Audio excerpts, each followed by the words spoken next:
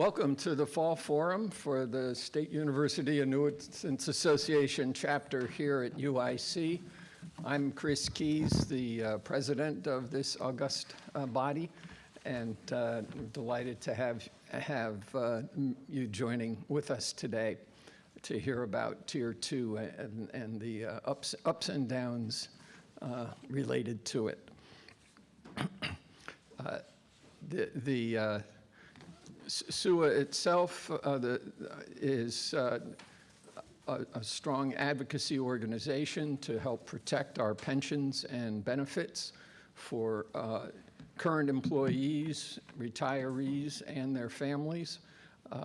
Each year we also have programs to educate ourselves about issues of retirement and pensions and benefits. And also to keep us aware of what's going on here at UIC and higher education in Illinois and general wellness issues. In the spring, we had Chancellor Miranda talk with us about her strategic vision for UIC and how successful it's been, and we hope will continue to be. Today, we have an all-star panel, or really a couple of all-star speakers and a moderator to help us get more acquainted with Tier 2.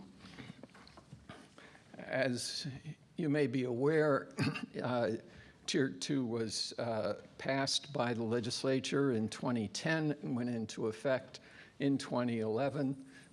It's a reduced form of a pension. And basically, the legislature tried to make up for its not making its commitments to pay the pensions over many years on the backs of those who joined the workforce at public universities and colleges and other public places beginning in 2011. So rather than distribute that pain more broadly or figure out some more appropriate way, that was what has happened.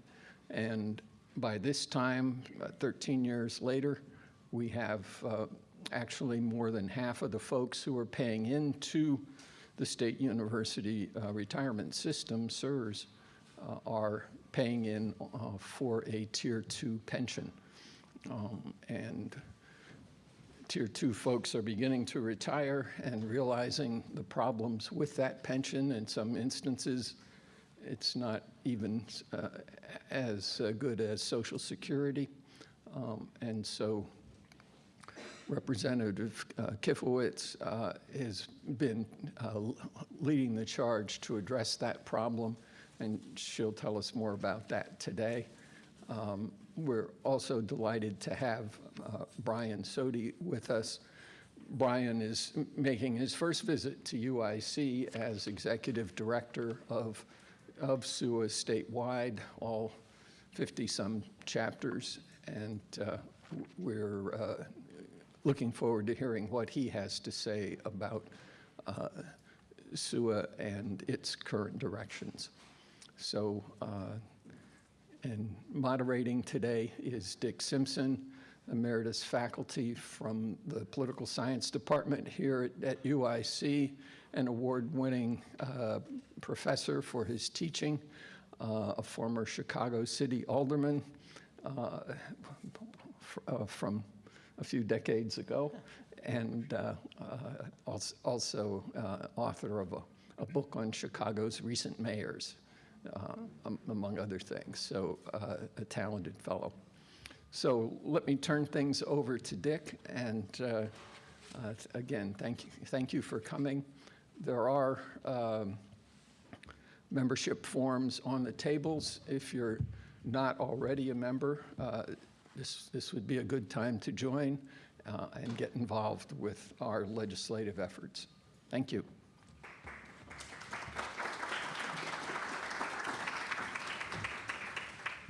So this is an exciting and important meeting as we move forward with our legislative program, which includes protecting those of us in Tier 1, improving Tier 2, providing better medical care.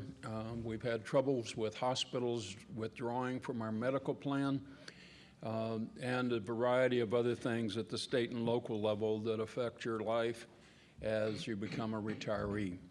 And today we're focusing on Tier 2 pensions. Representative Stephanie Kifowit represents the 84th district, which includes towns and neighborhoods like Aurora, Oswego, Naperville. She's a former U.S. Marine. She's been a representative in the state legislature since 2013.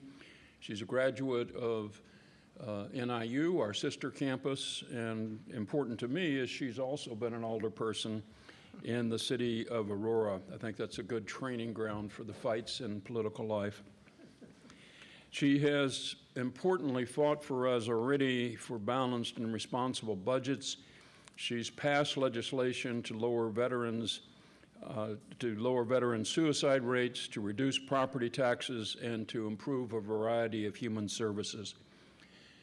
The reason we particularly ask her is, besides the fact that she has authored an important piece of legislation to cure the problems of Tier 2, is she also chairs the Personnel and Pension Committee in the General Assembly and the Property Tax Subcommittee. For those of you that own any property, I'm sure you're particularly interested.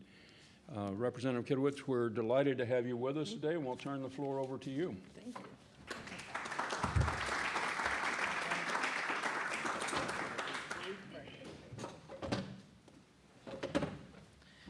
Well, good morning, almost afternoon. We're starting October. Who is as shocked as I am that the summer went by super fast? That'd be me. Time goes by, extremely fast. Thank you for that introduction. Thank you to the state's University Annuitants Association for having this forum, talking about this really important subject. And thank you all for coming out to listen and to be informed. One of the pieces of legislation that we had to pass was to teach literacy with regards to news and media and everything like that in our high schools. And so for you to come out and really one-on-one in person get to learn about subjects that are important to you and important to the whole state is very admirable. As was mentioned, I am the chair of the Personnel and Pensions Committee. I also serve on the Veterans Committee and, as was mentioned, the Revenue Committee Subcommittee on Property Taxes. I served in the United States Marine Corps from 1990 to 1994, so it's my 30th anniversary of being out, and I blinked, and all of a sudden it's over. So are there any Marines in the house?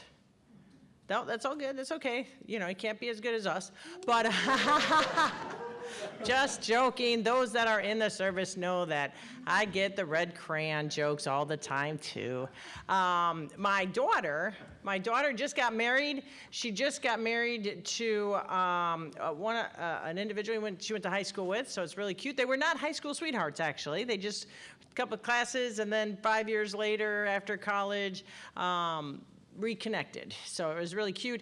He actually is in the Army. He's going to be deploying to a place in the desert. So is there any Army people in the room? There we go. There's the Army guy. And then finally, I love my son. My son is floating somewhere in the Pacific on the USS Ralph Johnson, keeping an eye on Korea, keeping an eye on China, protecting Taiwan, and a little bit of Russia in there as well. So are there any U.S. Navy veterans in the house? All right, just you and me, buddy. That's all I gotta say. There's no Air Force in my family, but we love the Air Force. There's an Air Force guy, I think, in the room. There we go. And then recently, this year, the state of Illinois formally recognized Space Force, which was established in 2019. I don't think there's any Space Force folks in the room, but the Army, or I think the Air Force is the parent of the Space Force, so you get a double recognition there, sir. And then our waters are safe, and the hurricanes, and they did a yeoman's job in our waters, our Coast Guard brothers and sisters of our Homeland Security. So with that, I appreciate and honor everybody that serves, our first responders, and those that are in police and fire as well, do a yeoman's job. So that's my foundation. That is my foundation, where I come from. As was mentioned, I was blessed to get the Illinois Veterans Grant, and I attended Northern Illinois University, and I have my master's degree in public administration. I am not a lawyer, believe it or not. There's a lot of lawyers in the Illinois House and the Illinois Senate. I am not a lawyer, so I am a policy wonk, and that's why I'm very thrilled and honored to be working on this enormous piece of policy called the Illinois pension system. Now, Tier 2 does not only affect the Illinois systems as well, it affects 17 other local municipal pension systems, IMRF being the biggest one. It affects Cook County, some of Cook County pension systems, so it's not just one easy fix nugget with regards to SURS, it's TRS, IMRF, SERS, JRS, JRS, and a lot of other acronyms that will bore you to death if I keep talking about them. But at the end of the day, Tier 2, as was mentioned, was passed in 2010. It was passed in less than 48 hours.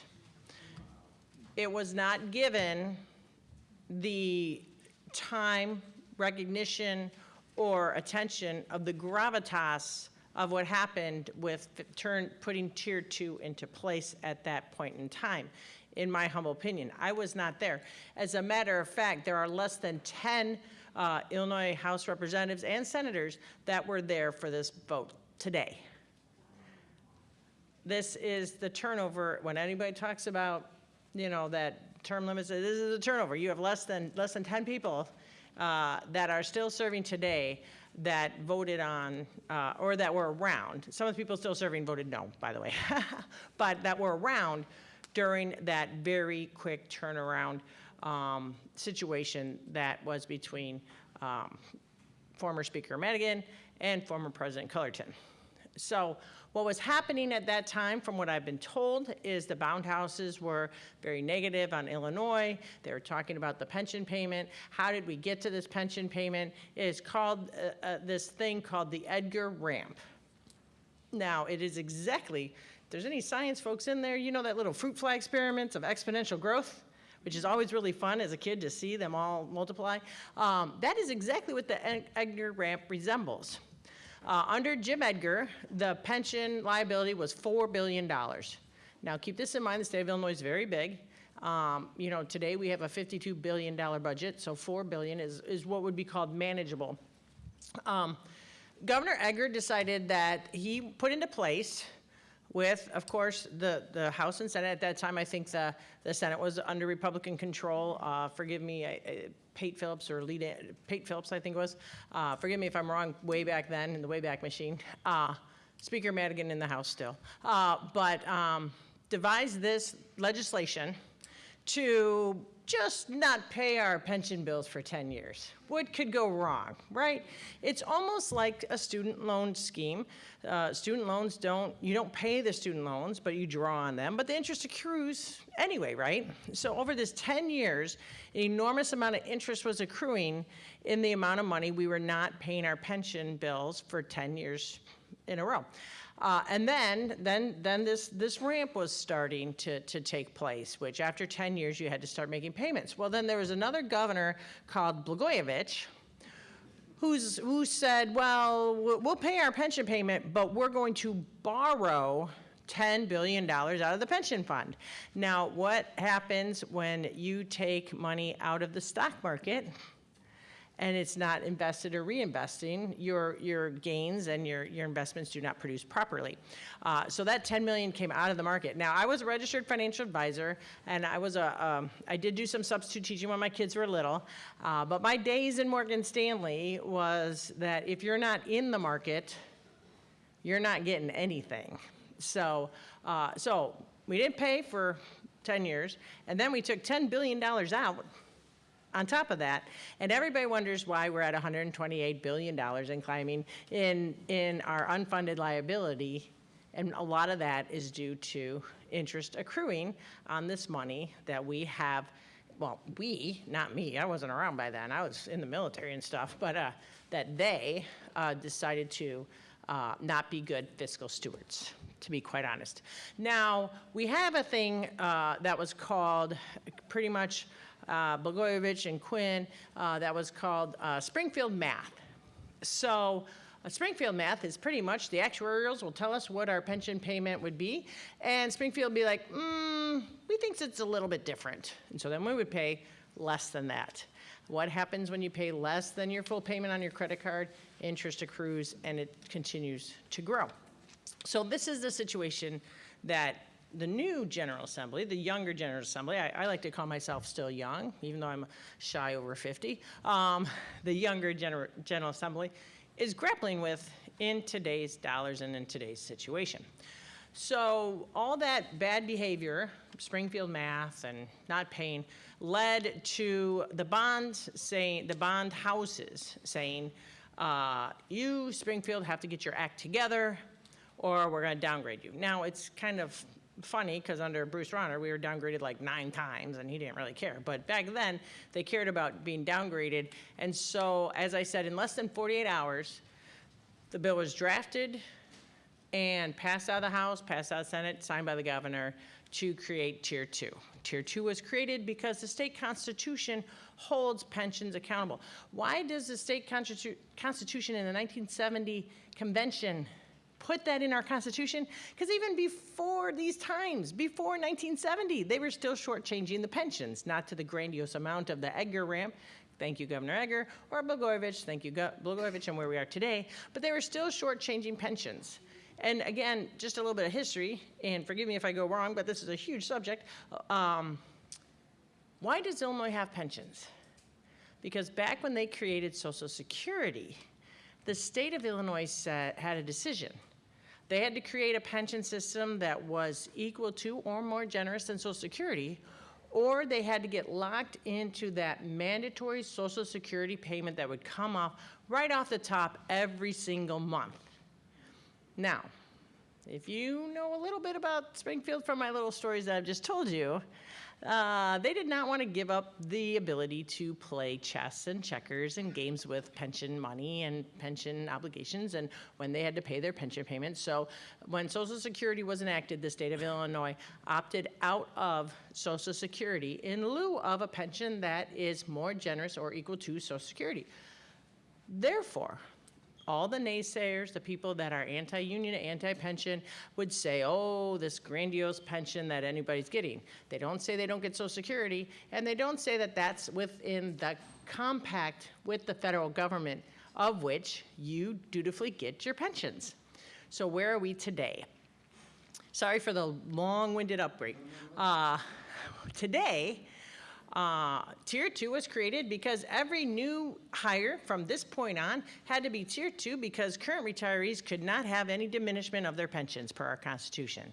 So now all the new people coming in, when they get hired in, they're agreeing to, de facto, to this Tier 2 pension system that is less generous, that is more expensive, and that forces people to work longer with minimal benefit. Because if you max out at 35, and you're not 67 yet, 35 years you're maxed out, you are pretty much working with no added benefit to your pension system for as long as sometimes 12 years at 67. So right now, as was mentioned, we are at like a tipping point because we do have some Tier 2 retirees, and Tier 2 does not satisfy the compact that we had with the federal government being equal to or more generous than Social Security.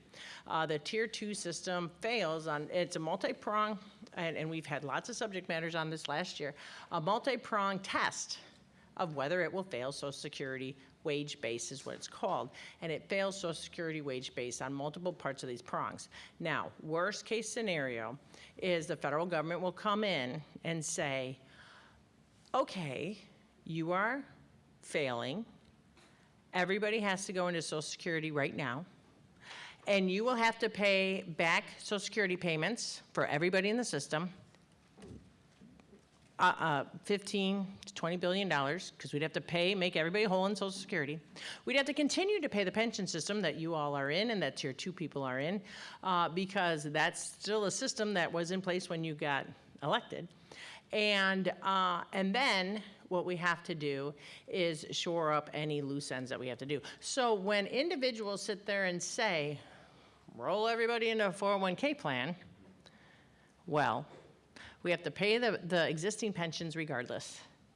We have to pay the existing pensions regardless if they go into a 401k plan, and then we'll have to then enroll people in Social Security. So in essence, it will cost us a lot of money to roll everybody in the state of Illinois into a 401k plan. So whenever you hear that little talking point, it sounds nice and it sounds neat and it sounds like it should be a good thing. It's not, because it's not fiscally responsible to talk about that.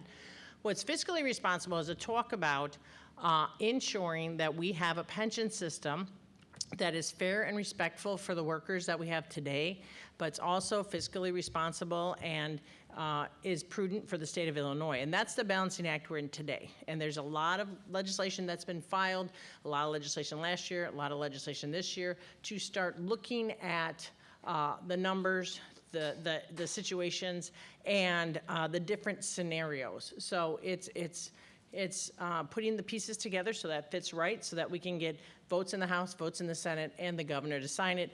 We don't jeopardize our bond rating. We've been up 8 times now, 9 times. We're finally in that A, that A category. So we don't want to do anything and jeopardize that A credit rating. With the bonds, we've had fiscally balanced budgets under Governor Pritzker. We want to continue to do that, so we don't want to bust out our whole budget. So it is definitely an ever-changing work in progress that we are looking at different proposals, different scenarios, all different types of modeling that we are doing to make sure that we get something that's fair and respectful of the employee and fiscally responsible for the state of Illinois. Do I personally think that it is in the best interest of the state of Illinois to have individuals forced to work till they're 67 or penalized if they retire at 62? I personally don't think that's right. But but regardless of what I think, what we are up against is individuals that work for the state of Illinois, for example, in our correctional services.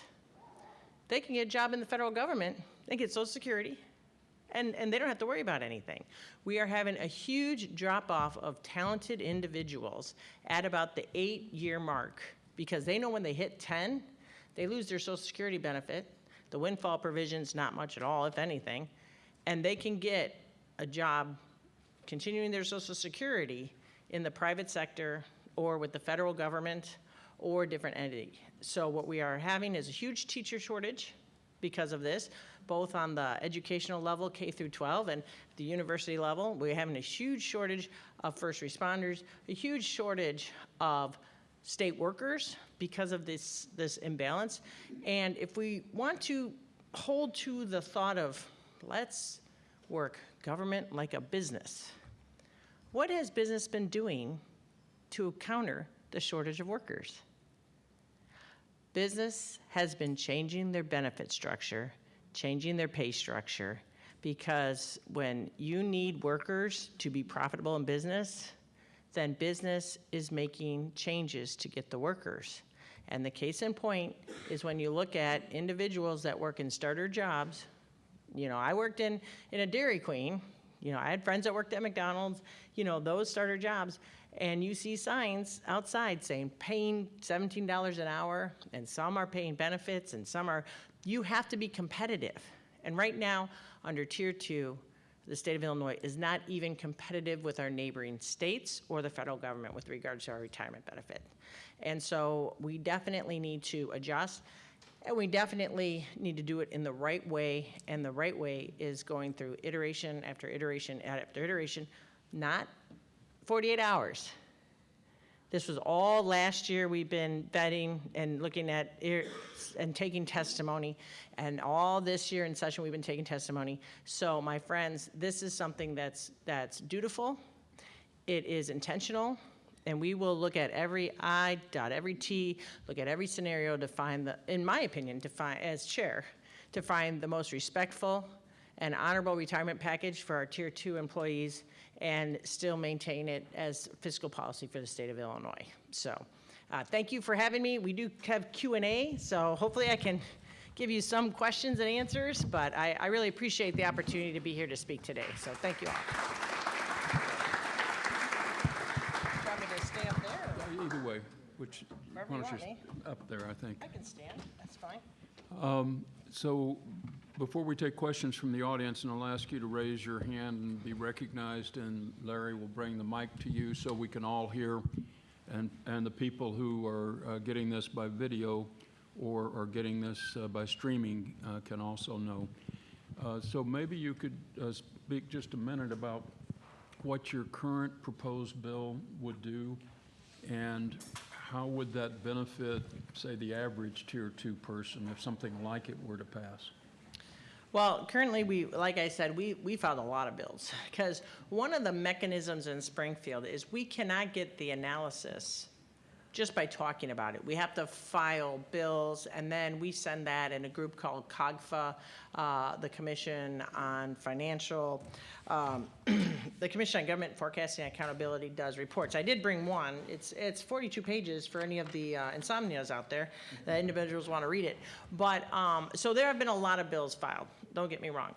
A lot of different bills are coming and going, so you can't really pinpoint on one. But the essence of the bills, for example, House Bill 4873, which I printed out, House Floor Amendment 1. For that bill, it looks at getting up to the salary cap with regards to the Social Security wage base. Now, there's other proposals out there. Some proposals, not this one, but some proposals say that we just have to get to 65% of the Social Security wage base. Other proposals say we should get all the way up to Social Security wage base and not get in the situation again.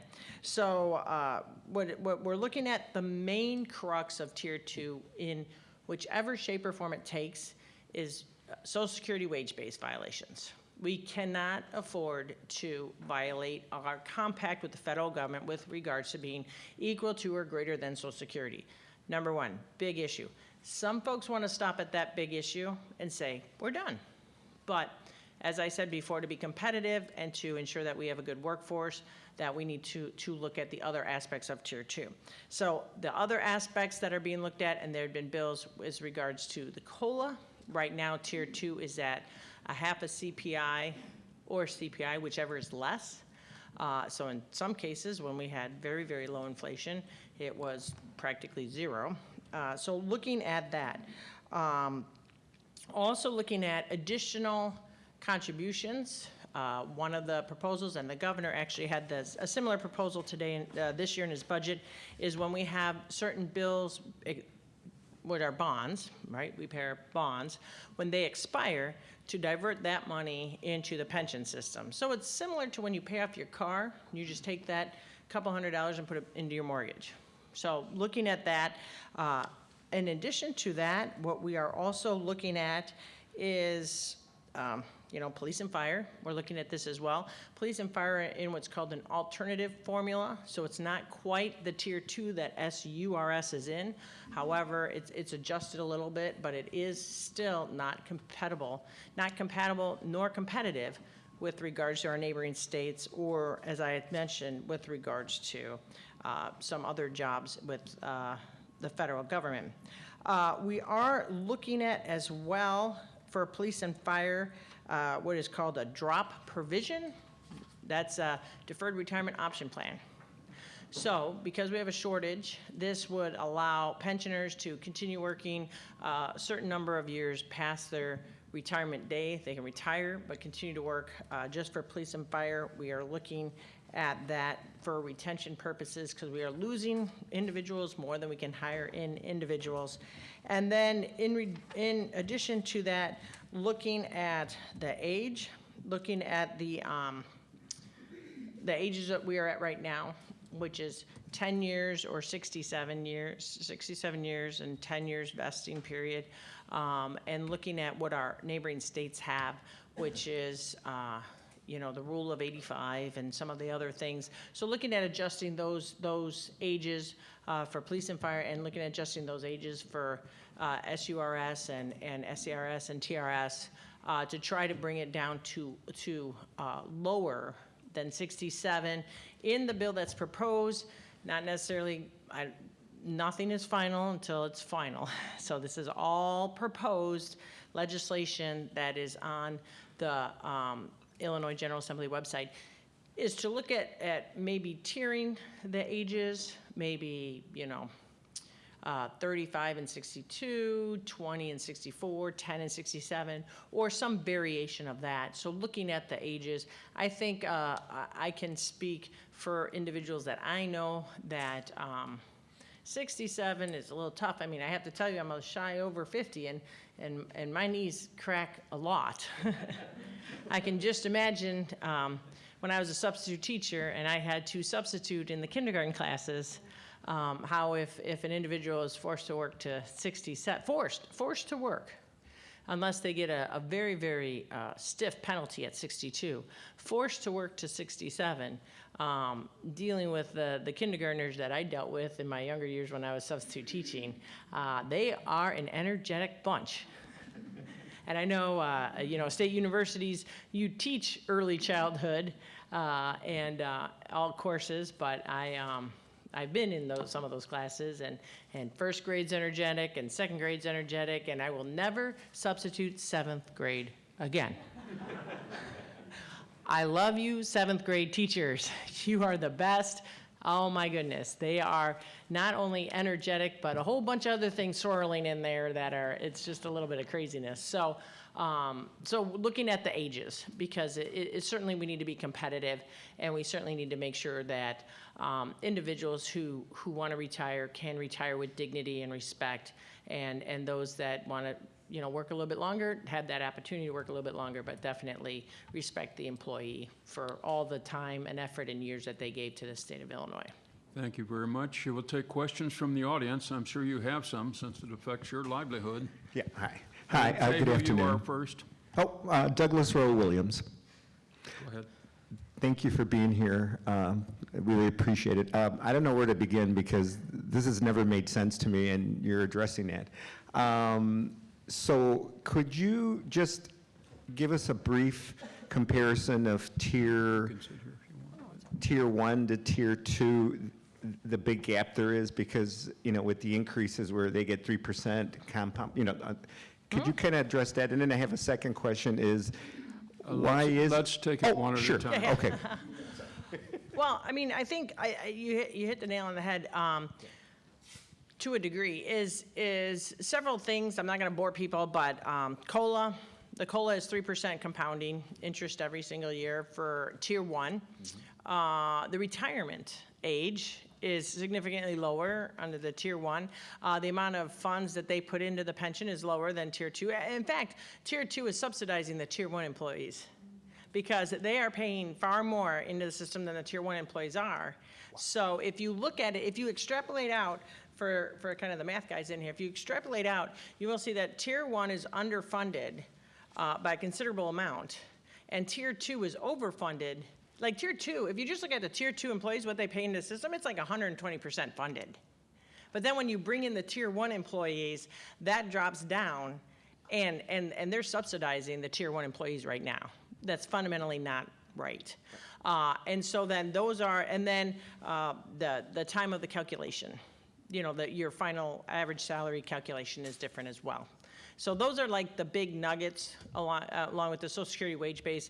I think we kept, and forgive me if I'm wrong, we kept salary, I think around 108, 120,000, and Social Security is at like 160,000. So there's a disparity there as well with regards to pensionable income. Okay, thank you. Your other question? Oh, sure. And the second one is that, I paid in to Social Security already, so I qualify for it. But then when I started at UIC, they said, well, but you're not paying into Social Security now while you're working here, so you're going to be penalized. And you may not even get the full amount of your Social Security because you're going to be penalized because you have a state pension. Can you what the logic behind that is? That's part of the compact. Okay. That's part of the compact with the federal government. So we in the state of Illinois provide you with a pension that's equal to or greater than Social Security.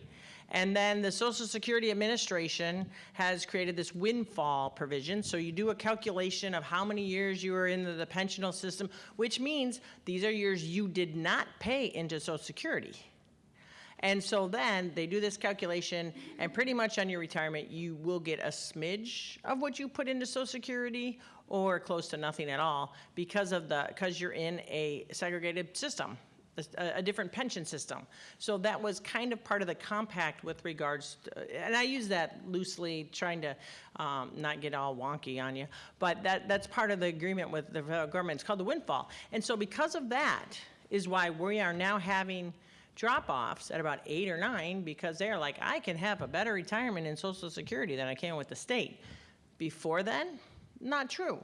Tier 1 was perfectly in compliance with Social Security, and it was a little bit better than Social Security, and so people could retire with dignity and respect. And right now we have individuals that are very, very concerned about their retirement and very, very concerned because of that situation. Other questions? Yes, in the back. I'll come up here next.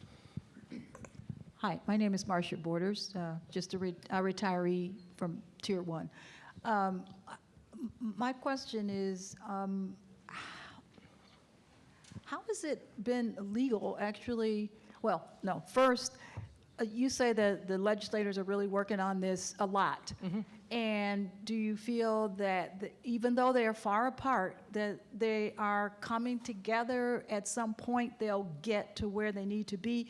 And when do you expect that might happen? I mean, these are just, your guesses, not for real, but I'd really like to know that. Well, obviously sooner than later. In January, we have a new General Assembly, so all the bills we filed this year are scrapped, and we have to start again filing new bills in January as well. But there's a lot of people to come, and if any of you have been involved in contract negotiations, it's a little bit like that. We need to negotiate. We need to make sure each side. So my hope is sooner, before the 104th General Assembly comes into play, but it could go into next year. But every year we wait is more interest compounding in our unfunded liability, which is like a mortgage. We can't pay it all off at once, but it's a huge number. If you have a huge mortgage, we pay almost $10 billion a year out of our $50 billion budget to pension payments. Now, that's to the bulk of that is to our unfunded liability. To pay for current retirees, it's roughly around the ballpark, give or take, $3 to $4 billion, give or take maybe a little bit more depending on the year. But it's normally steady, not to be very feeling about it, but folks drop out of the pension system as folks come into the pension system through attrition and they're passing. So it's kind of a stable, and I know there's one or two folks that, God bless them, I think the oldest person in Illinois now is 104. Sister Jean, right, she's, way to go, girl. There were those, but there were also people like my father that passed away at 70. And my father-in-law that passed away at 70. So and for the mathematics and the actuarials, it's a normal kind of payment. It doesn't spike that much. The rest of that $10+ billion payment is our bill to the pension funds. So that's kind of the crux we're in, and that's kind of why this is a little bit of a dance. And we just started talks last year. Up until last year, nobody had talked about Tier 2. It was almost like the gorilla in the room that nobody wanted to talk about. So the discussions are relatively new as well. So I'm cautiously optimistic, but I'm also a realist that it might blend over into next year, potentially.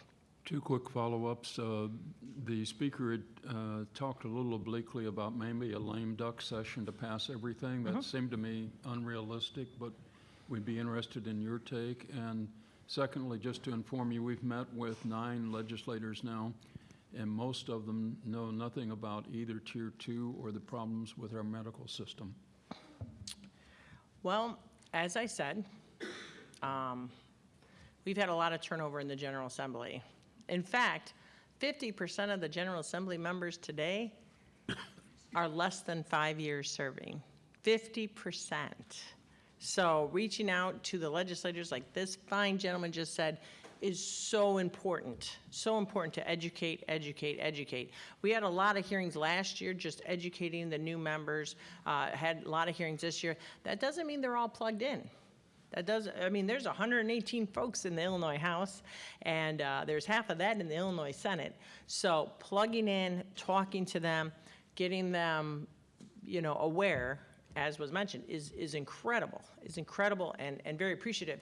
The AFL-CIO with the We Are One Coalition had, I think, 12 town halls where they invited legislators to come and listen about the scenario as well. So the AFL-CIO and the We Are One Coalition are working very hard as well to inform people and to get this subject matter front and center. I think it was the City Club that the speaker did mention that, as I said, cautiously optimistic. I have seen deadlines come and go. I have seen us, I've seen a lot, and I've been there 12 years, believe it or not. I'm one of the more senior members of the Illinois House. So that would be great, but I'm not going to hold my breath because these things are very complicated, and finding a solution, it takes a lot of work. Larry, after this one, if you'd come up front, we've got a question up here. Go ahead. Oh, hi. I guess my question is, I'm sort of new to all this. I just joined SUAA like last year, sometimes randomly at a UIC fair, and I think I tend to be one of the younger people here at these meetings. But I've been working for UIC. I'm invested at 8 or 9 years, alumni from UIC, and I've brought some of these things up that I'm hearing at these meetings to my younger colleagues, and they're completely unaware. And so I'm wondering, are there legal disclosures for when people come into these systems to say to them, hey, actually, there's this thing called this windfall, and we're not meeting it?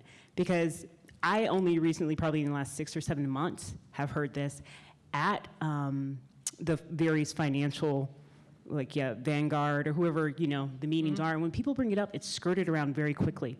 And I feel like that's a disservice to not let people know, especially younger people. They don't know the options that, we think we have a 401k and we're required. I cannot stop my level of contribution to the system to divert it to my own, private equity things. It has to be taken out.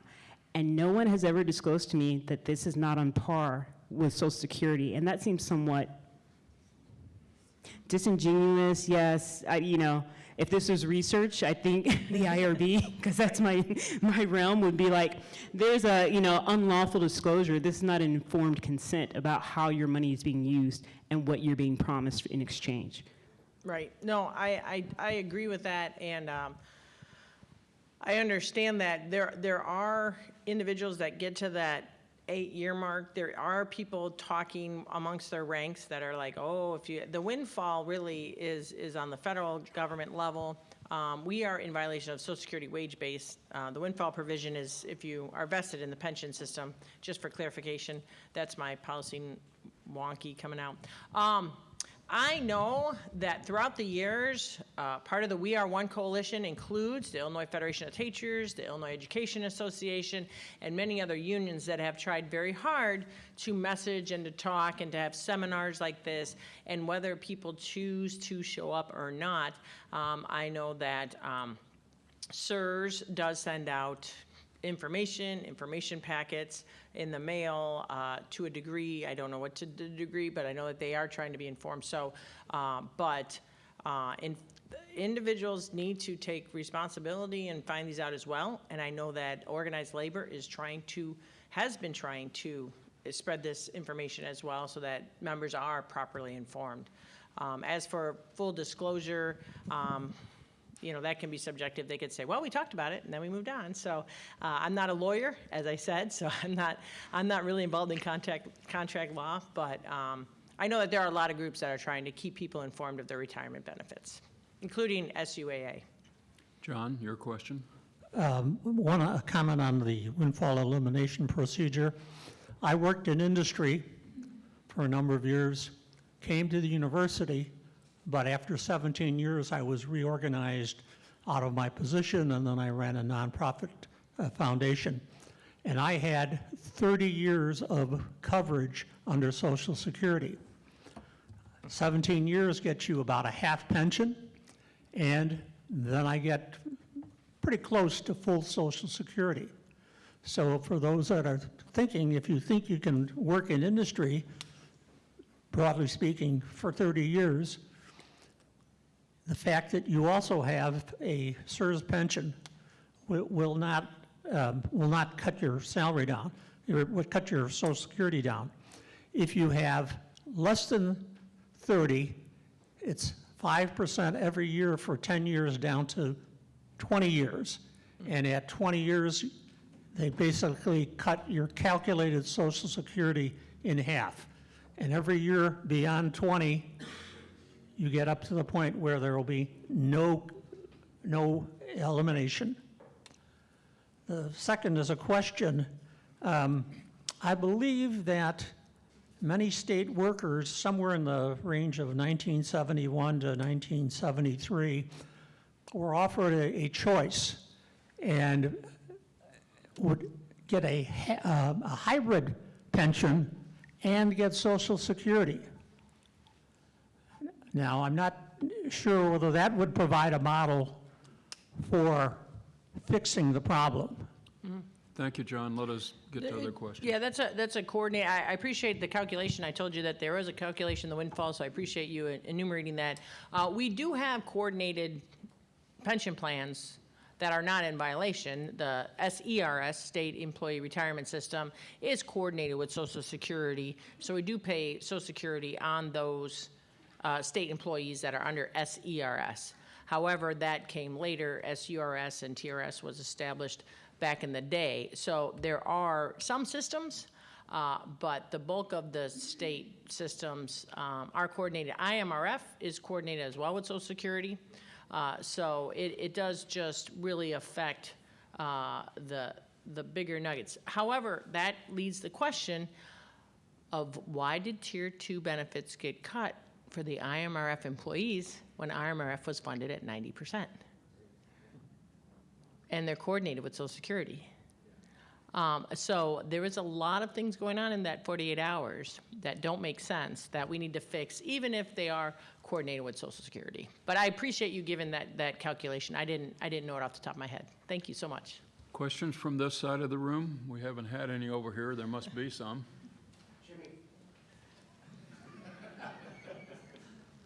Could you tell us the name of the number of the bill again that you mentioned? Well, this is just one bill. The bill that I printed out was House Bill 4873, House Amendment number 4873, House Amendment number 1. That's just one example of the many bills that were filed with regards to pensions both last year and this year. Yes, sir. How you doing? My name is Larry. I had a question.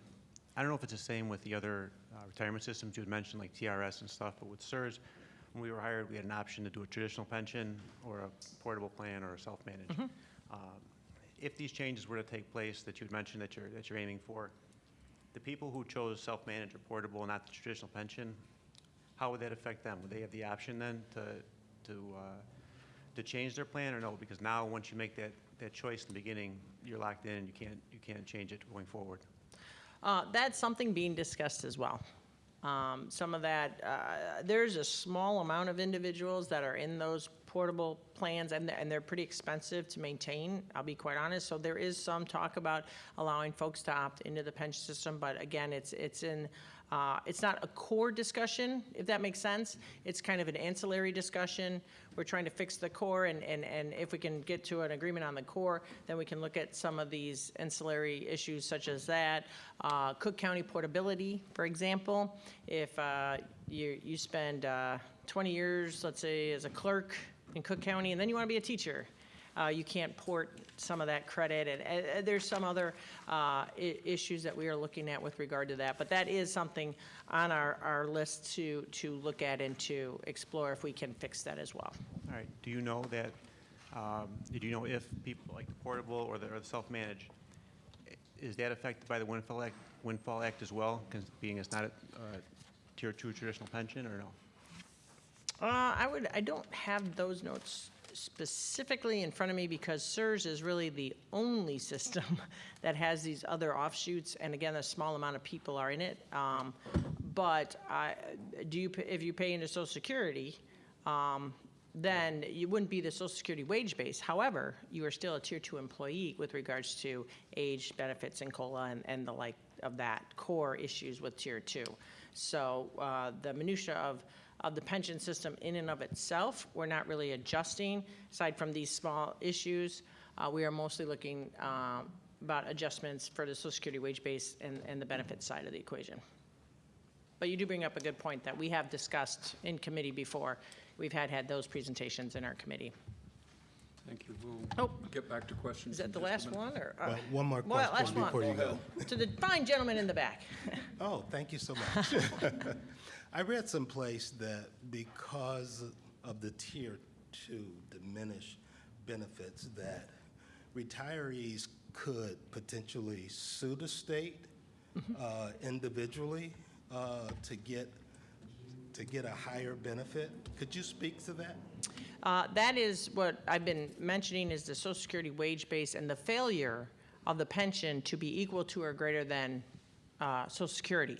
So there can be, and we have a handful of retirees right now, and if they do fall under that, our pension benefit is not equal to or greater than Social Security, they can sue, and we would be liable for whatever remedy the court views or whatever gets worked out. So that right now, I think we have a handful, I want to say maybe under 20 individuals that have retired under the Tier 2 system, and that is also a pressing issue that they do have the ability to have standing with regards to the compact that the state of Illinois made with the federal government to be equal to or greater than Social Security. So you are correct. That is that avenue that folks potentially, again, I'm not a lawyer, but that is an avenue that I've been heard, that we've had testimony on, that folks could explore and pursue if they choose to. So thank you for that. So our second speaker is Bryan Soady, who is our Executive Director for the State of Illinois SUAA. We've all been very excited his first year in office of all the improvements that have been made. But he's been 20 years with other similar organizations like Executive Director of the Red Cross and Boys and Girls Clubs and others.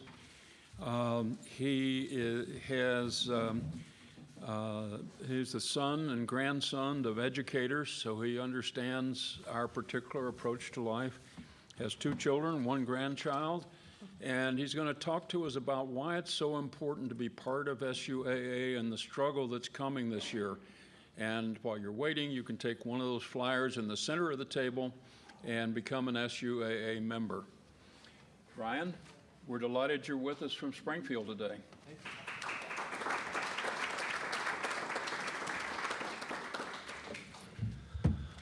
What great discussion. As you know, I'm kind of new in this job, so I just love coming around here and learning as much as I can. Certainly want to start by saying thank you to Representative Kifowit, not just for her service to the state and to the country, but as well as being the best Tier 2 champion in the state of Illinois in the Illinois General Assembly. Although I may have been a child wandered into the middle of this movie in January, it was very easy to see and very quick to tell that the work that Stephanie Kifowit is doing for us in our Tier 2 issues is unparalleled. And so we need to say thank you for that.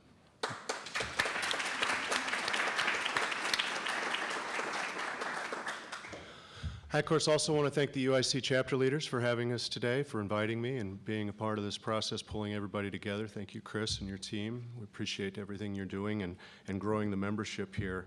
Of course, Dick is a legend, and I have to say thank you to him as well, because he's agreed to be our newest statewide legislative committee member. And we're very, very excited to have him at the table. Bill Peterman, our statewide legislative committee chair, is here with us as well today.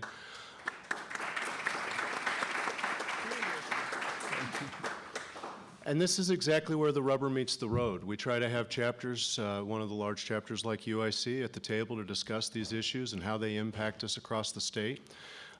It's very, very important that you are heard at the table. If there's anybody else left to thank, it's a SUAA member.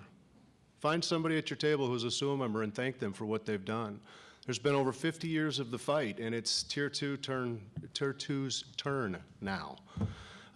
It's kind of like a relay race. They've won, they fought the good fight from '71 till now. They kept their benefits, but Unfortunately, they're not going to do it for you. No one will. And to your question, self-managed care, yes, we believe it should be a part of that. You should have a choice. I've been to 3 campuses in the last 10 days, and it's come up each time. It's a very general question.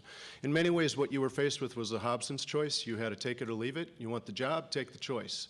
So we believe at SUAA it's a clear diminishment. We don't know how you look in the mirror and say Tier 2 and not recognize that it is a diminishment of what has been offered and what has been conducted.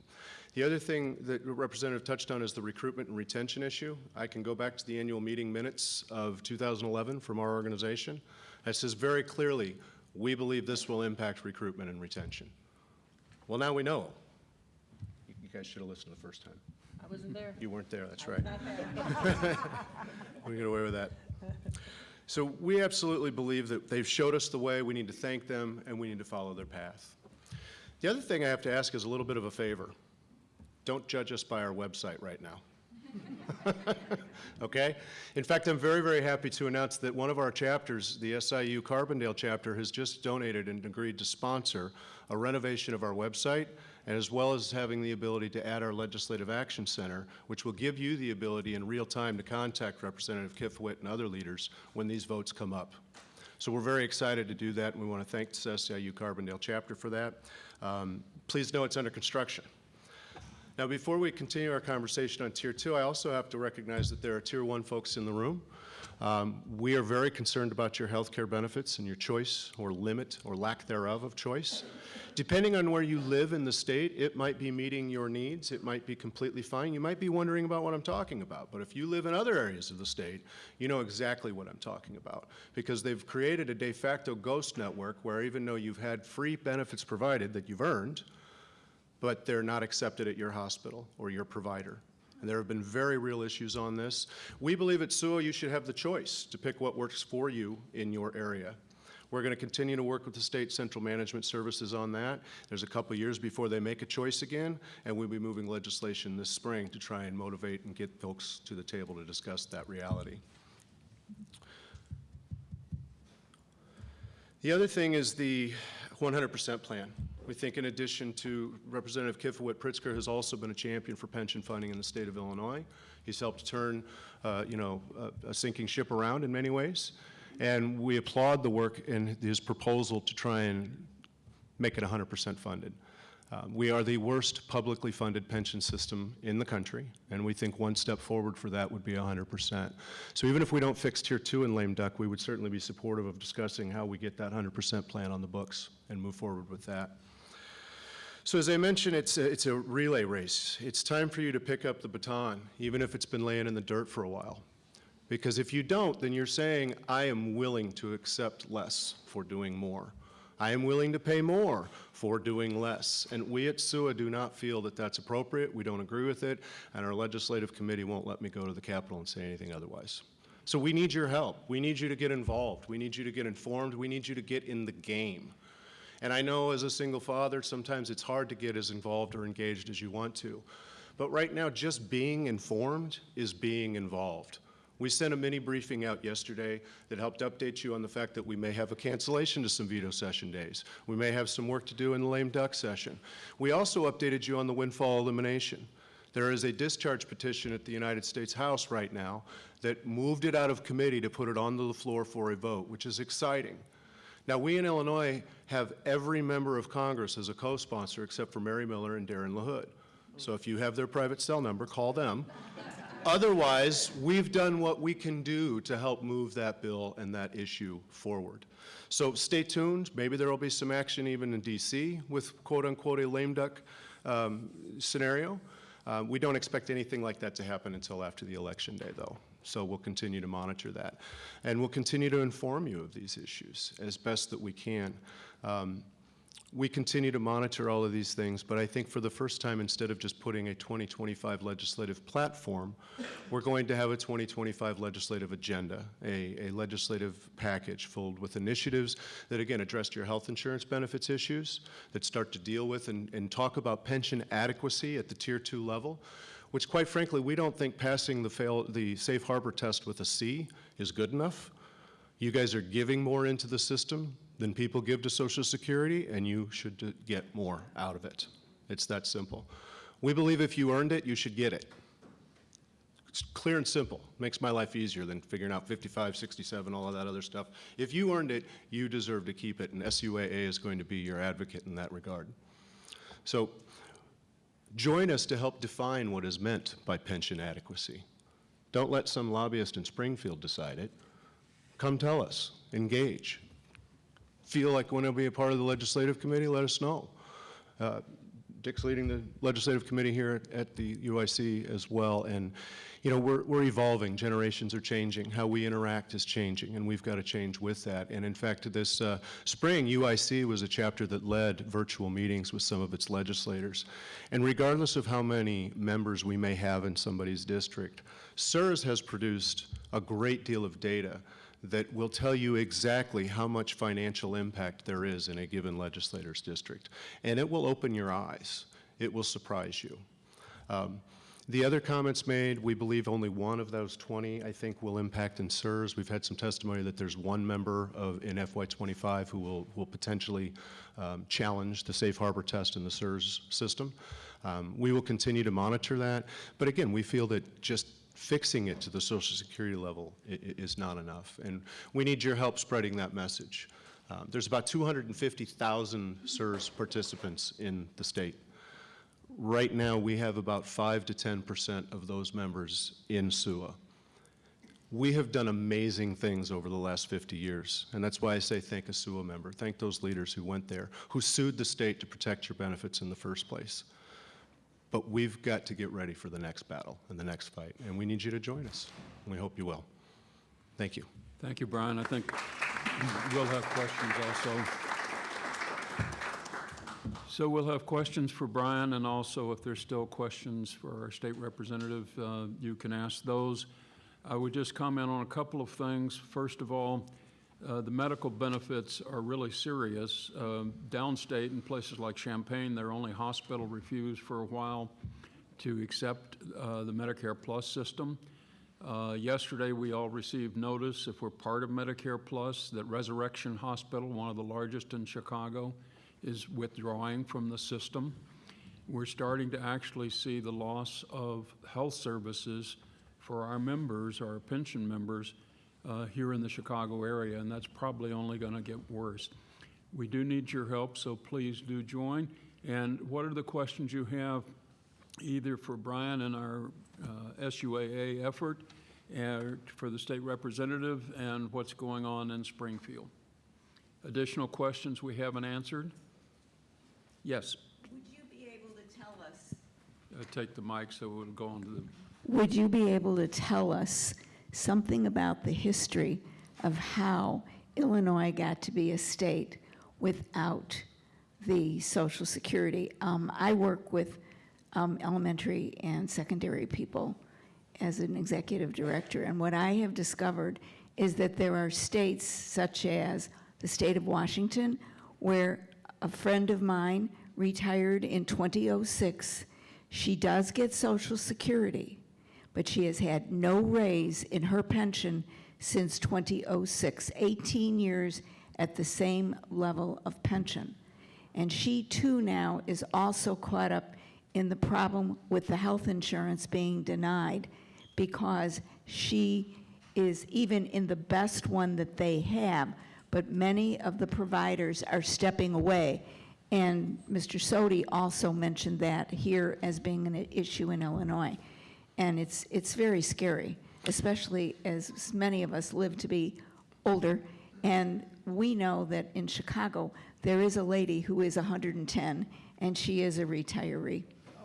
Arlene, I think the representative touched on the compact, the federal compact. So the state of Illinois made a choice to go that way. I'm wanting to say there's maybe 11 states that are in that 11, category. yeah, I know there's 11. So I would have to see, I'm assuming Washington is not one of those 11, and that's why it would be No, different. it's not. And Okay. the South Dakota So, and the Floridians I are can't in the comment on same. Finish answering so South we can- Dakota or Washington, I wouldn't know. But the short answer is that it's because of the compact the state of Illinois has made. It just said, we're not going to do Social Security. Do you know how far back that goes? I don't. Well, it goes back to when Social Security was created. 1935? Yes.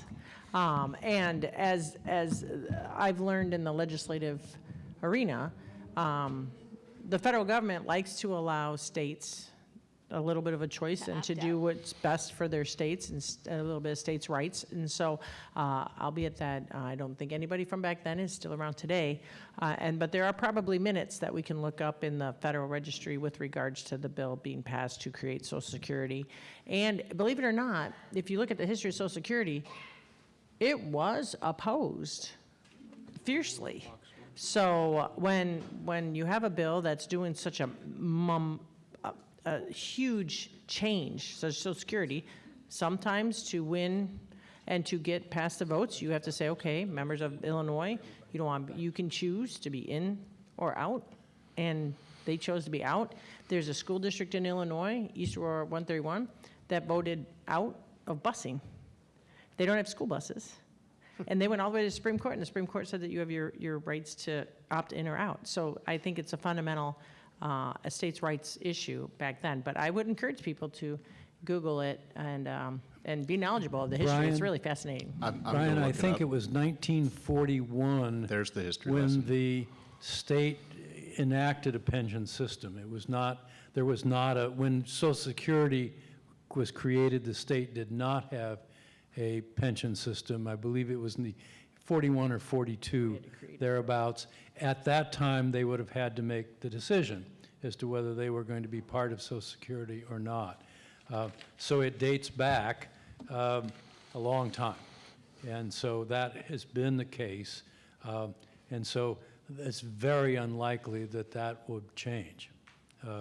Because what we're talking about with Tier 2 is not to go to Social Security, but to go to something that is, in fact, better than Social Security, because, as you probably know, Social Security is fairly minimum, actually. It's not exactly a great pension system, and many people who have Social Security also have a 401, whatever all the Ks are, and so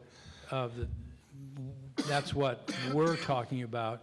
We don't have a specific idea, as neither does Senator Kifowit, but the notion is we will look at legislation as it comes in, and we will then evaluate it and say, this is adequate, this is inadequate. We know we're not going to get Tier 2 people up to being Tier 1 people. That's just not going to happen. But somewhere between the current Tier 2 and Tier 1 is where we need to go. Other questions? In the back there, Larry.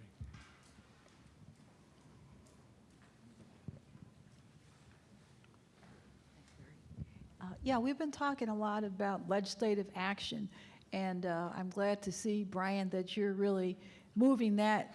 Bill has already been doing it, but that's what we really need with our Tier 1 people as well as the Tier 2 people. We do need to know what's going on legislatively and to understand that, because we have to, put pressure on our legislators in our various districts to say what we like and what we don't. I mean, I think it's really important. And the other arm of it is, and this has always been a problem, to get members to join the university, Tier 2 people or Tier 1 to join SUAA, because this is one of your big paths to getting things done. It might even be that a class action suit might have to come up for Tier 2 and led by SUAA, as it was for Tier 1 when we had to go to court to get our benefits.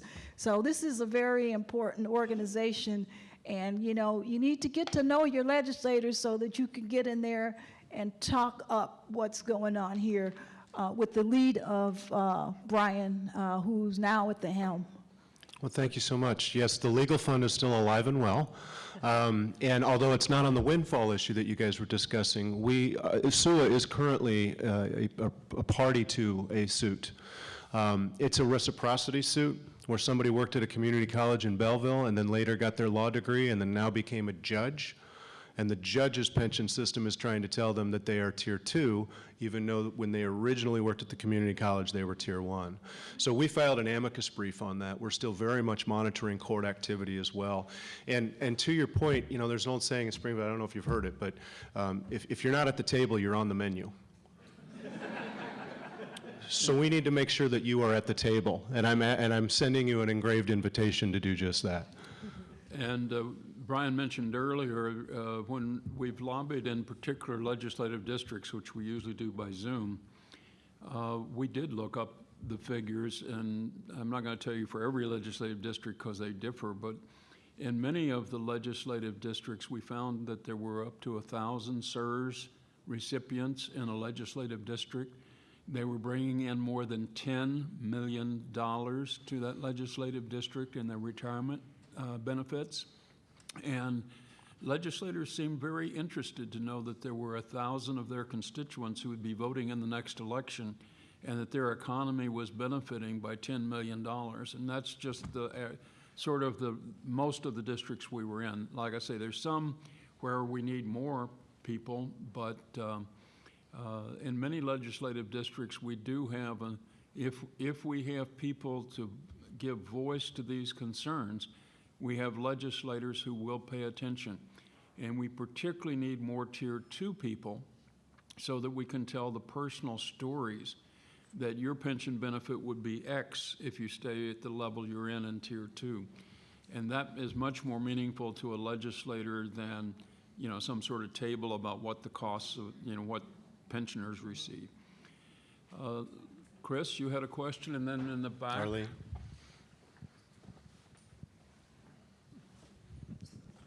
So, excuse me, but I have a question for the group. How many of you are in Tier 2? Wow, Yeah, that's a good very, group. very good representation there. How many of you are members of SUAA? I like that, okay. So those of you who would like to be part of the effort to strengthen Tier 2, this is info about SUAA, and there's a membership form inside. So I encourage you to get. Less than $1 a week. Yeah, it will set you back, 95 cents a week or something like that. So I kind of did a step back as the new executive director when they told me that. How much? right. Yeah. So You're worth so more if than you that. think of it as a insurance policy for your pension, it's a pretty good deal. Kathy.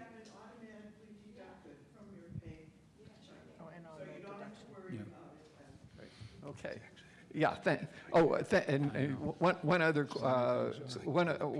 curiosity. How many of you after this talk are more interested in knowing about legislation and being involved with the legislative process? Okay. Well, it's another great reason to join SUAA. And Dick is chair of our legislative committee. His contact information, if you don't mind, is Simpson at UIC.edu. Very easy, SIMPSON at UIC.edu. And he'd be glad to get you involved in our legislative effort to reach out to different state legislators and get them a little more up to date on Tier 2 issues. And we have one or two final questions there in the back. Thank you for all the work. Wait just 1 second so we get the mic to you. I used to be able to talk without a Well, mic, but you can't talk to the But the camera. recording won't catch it. Okay, go. Thank you, Representative, for all that you're doing. For many years, Robert Marchwick was my representative and was quite favorable towards the pension system and lobbying a great deal for fairness. He's now a senator, and I understand still very supportive of the pension system. Can you tell us the relationship that the House has with the Senate and whether there are individuals in that body that it's important for us to communicate with? Well, I think the General Assembly as a whole, the House passes a bill, it goes to the Senate passes a bill, it goes to the governor, or vice versa. So I served with Rob Martwick in the Illinois House. So I do have I have a cell phone. You know, his kids have grown so much. So we do have a good working relationship. But at the end of the day, the bill has to be a bill that can be supported by the House and the Senate and the governor. So we work on bills all the time. So we do work together all the time, and it is a good working relationship. But as they like to say, it's like herding cats. Everybody is going a different direction. And we have to try to get 60 in the House to go the right direction minimally, and 30 in the Senate to go the right direction, and one guy in the governor's office to pass the bill. That's the bare minimum. Now, of course, I would like to have it bipartisan and swoop right out of the House and the Senate to show our unwavering support for our retirees. But that's the main relationship that we're working on. And that's why I echo that you need to reach out to your representatives, any representative, not just Rob Martwick, but any representative you know or know personally, and call and try to stop by their office personally to talk to them about this issue. That will go a long way, and that will help with the process, the relationship building between the House and Senate as well. So all of them, senators and reps, they all have a say in this process. I believe the final question was also at the back table, was it? No? Any last question? I know one. Yeah, I was just curious. I wasn't aware that there was an issue with the healthcare providers for retirees. What is the reason that providers are backing out of the healthcare system or not wanting to accept the healthcare system? It's a little more complicated than that. What it is that the CMS has given you a one-size-fits-all choice. They changed from United Healthcare to CVS Aetna. That happened before I got here, so I can't speak to the process that was behind it. Is it every 5 years that they make a choice? And so I think we're in year 3 of that. But a lot of folks were very, very happy with United Healthcare. And the way it was kind of waiting for the white smoke to come out of the Vatican, because nobody understood why CVS Aetna got the choice. And then after the fact, there were people who went to the doctor and realized we've got a problem. Champaign was a hotbed for that. UIUC, University of Illinois Urbana-Champaign, had a lot of issues there. Eastern Illinois University also experienced some issues there. So we had a couple chapters that were very acutely impacted. The other really big issue is that folks aren't able to go to Mayo Clinic. Mayo Clinic has not been accepting CVS Aetna. Now, we think choice is the secret recipe there. If you were able to choose United Healthcare where it works, or if you were able to choose CVS Aetna where it works, but we're going to have some work to do in that regards, because CMS is going to want to pick one and be done. That's what they're going to want to do. So that could even go through different committees than Representative Kifowit. That could go to a state government committee or an insurance committee. That's going to take all new relationships, all new relationship building, and work on our part to get that done. We continue to hope and work directly with CVS Aetna. When we have a member with an issue, we will try to connect them and see if we can be of assistance and expedite anything. But I'm sure you guys have experienced where you've had a surgery on a date and you get there and then some primary care physician didn't send the right piece of paper and then you've got to reschedule it. And for this cynical guy, it just feels like that's part of the process. It's like you're just making it difficult for people. And folks with means can then opt out of the insurance, making it, again, easier for the state to not worry about it. So we are going to worry about you, and we are going to try and make sure you've got the right kind of benefits you deserve. And I'm just going to piggyback on that. I know that you probably did not tune in to the governor's State of the State address this year. If you did, that's wonderful. But the governor did mention ghost networks. We've been working with ghost networks, not just on your level, but Medicare, Medicaid, the programs that the state administers. Ghost networks are really, of course, disingenuous to not only the participant, but also to the state that's paying. So I know that the governor and the General Assembly are looking into some of these issues as well, because it doesn't only affect you, it affects our Medicaid population. It affects a lot of people, the ghost networks, the step therapies that don't work, and a lot of other methods that insurance companies do to try to create blockades to care. And so the governor has been a really big champion to try and address these situations as well, and the General Assembly and the insurance company. And when you get to these situations, please call in a complaint to the Department of Insurance, because they are tracking these situations as well.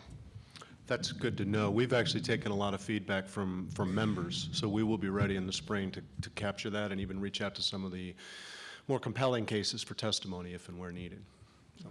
All right, then the pushback that you may, that between the Senate and the House, the pushback against passing what you guys want to pass, is that pretty much just because the pensions are currently underfunded and they don't want to, the financial responsibility of it, they don't want to give what you guys are asking for? Is that what? Well, I think we need to do something that's financially responsible as well for the state of Illinois. As you know, there's an infinite amount of need and a finite amount of resources. If you read the articles, we have Chicago Public Schools wanting more money, City of Chicago wanting more money from the state. We are low on our DCFS workers. We need more funding for mental health. So there's infinite need and finite dollars. And so what we need to do is find the right recipe that's financially prudent for the state of Illinois, but also recognizes that our retirees need to be treated with dignity and respect in their retirement. So it is just like any household budget, you definitely have to look at all the expenses and see which avenue and where we can go to achieve these goals and make sure that they happen prudently as well. So it is a very complex discussion and of course the financial impact is one of those discussions that we need to have as well. So it's multi-layered. So Michelle, you have the very last question. Thank you very much. Well, I want to echo what's been said already and thank Representative Kifowit and Mr. Soady for coming to speak with us today. You've clarified a lot about what our dilemmas are, and you've given us some very good information about the future.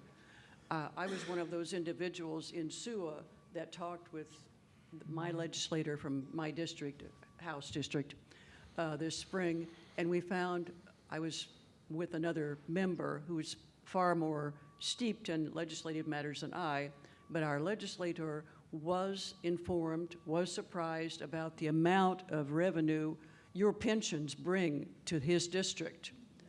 And I think that's very important, and I thank you, Dr. Simpson, for giving us those data, because we were able to say how many SERS pensioners you have in your district, how much money they're bringing into your district, and those figures are persuasive.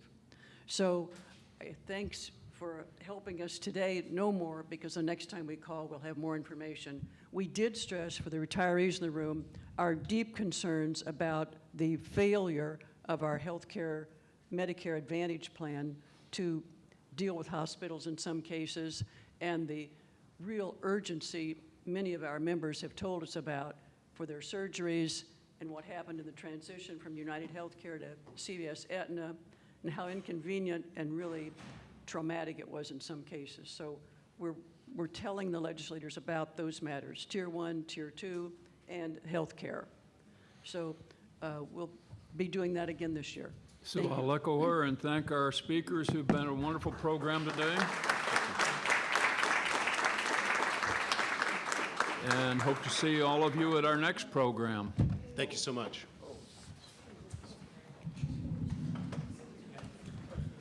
Speaking of next programs, I wanted to call your attention